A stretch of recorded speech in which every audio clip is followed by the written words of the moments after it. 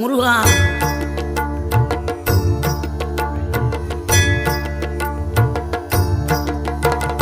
ஆறுபடை வீடும் அருள் வழங்கும் முருகா, அருகே நீ ஓடோடிவா. மூவிரண்டு முகம் சொலிக்க ஆறிரண்டு கரங்களுடன் ஆதரவு தர ஓடிவா.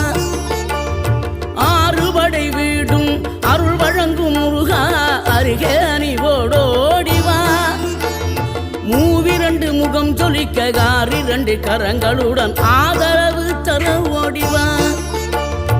ஈசன் மகனே என்னை காக்க இங்க உனையன்றி வேறாரையா.